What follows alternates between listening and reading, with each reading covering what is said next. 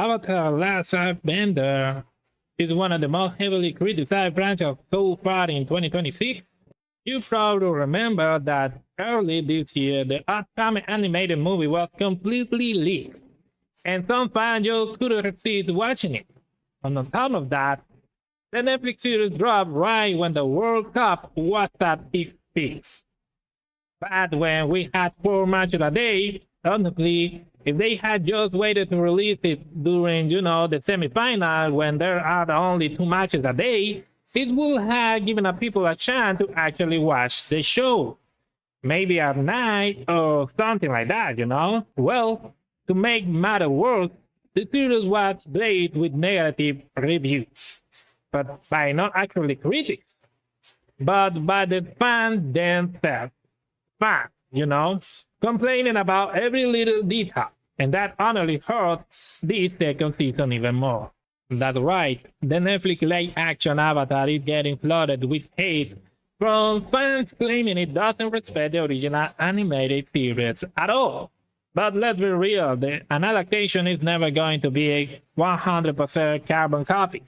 People were even complaining that the bended movement, air and earth and all that looks nothing like the original Martian art style. Which, yeah, obviously they changed some things, but I think the live action actually did a pretty good job. Katara movements, for instance, improved drastically this season. There are noticeable upgrades here, but it seems nobody cares and everyone just chooses to blindly bash the show. Alright guys, is the show really that bad? Honestly, I think it's just okay. It's not a masterpiece, it has good things and bad things. But overall, I said it's a fun and entertaining show to watch. As always on this channel, let's start with the bad stuff first, because that's where the drama is.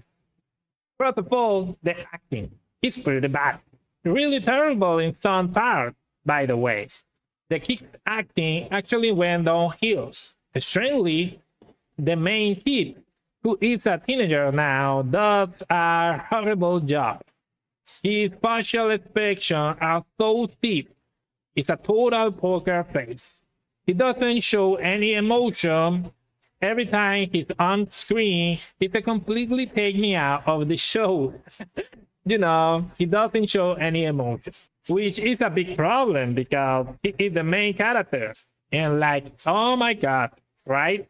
So the acting, I didn't like it. Okay, let's talk about a little bit about the good stuff. The best part of the show is definitely the dragon. That CGI scene looks amazing, and I love it. However, they cut out the big drill thing. For me, that machine attacking Vaz instead was super important. If they spend all the budget of the dragon scene, which look incredible for TV, I admit, they should have paid some money for the drill instead. I didn't even need to be a massive train. It could have been a smaller armored vehicle, right? Actually, I don't remember properly, but it was like a big drill train attacking the city in the original cartoon. Sure, making it happen might have cost too much money, like the Lord of the Ring, the Two Tower, but not having it at all really pulled me out of the story. I didn't notice the other big change because I don't have the original show in my mind, like some cartoon fans do. The one who won't forget that everything on the dragon path was different. For example, and honestly, there are stupid details. We should talk about the things that are truly important for the story. If last season we had this giant water monster with Aang, why couldn't we have a smaller adaptation of Basin said real attack here? Like I say, just make it a small armored car that fight it. And that's it. But because of the budget, they changed the attack into a secret infiltration mission. And later, when the Fire Nation takes over Basin said, man, I really think that was the worst part of the show. Mostly because of some bad acting and the lack of that iconic battle. On the right side, let's talk about the best part of the show. I don't know if villains are just better when the show is traveling. but the villains here are incredible. Azula and Zuko are spectacular, and Fire Lord of Sai actor is amazing. And despite what people say about the bending movements, Zuko looks spectacular. His style is completely taken from the animated show. Katara improved a lot too. That scene where she made a water rim at the beginning of the series is awesome. People are making fun of the fact that the main kid grew up, but the show doesn't hide it at all. In fact, they use it to their advantage, showing that the time has passed and actually the season actually started very sad. And I don't know why, because it feels a bit different from the original vibe. Everyone is just so down here. I know they are at war and should be super happy, but it felt weird. In the cartoon, they are still kids and they act like kids despite the war, of course. They play, they have fun, but they can't, and they joke around. Here, they are just sad all the time in the first episode. Luckily, it gets better as the story goes on, and the characters start feeling more like themselves. But the beginning was definitely strange. Still, despite all these problems, the show is enjoyable, it's watchable, and it's not as bad as the fans are saying on the internet. The fans doesn't listen to the haters saying don't watching it, it's horrible. Give it a chance. The first season might be better, but this one is still good things. Moving on, we also got the trailer from the new animated movie released on July 25th. Unfortunately, we've seen it in theater. We won't see it in theater anymore, but the trailer showed that the style is spectacular. For those of you who already watched the leaked version, let me know in the comments if it's good or if it's not. Do you think it's worth watching?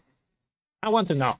It looks like we're getting a lot of action here. The new Air Nomad basically going to be the villain, which is a crazy contrast to their usual peace nations.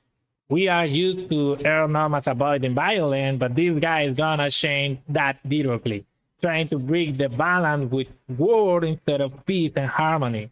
He isn't holding back at all.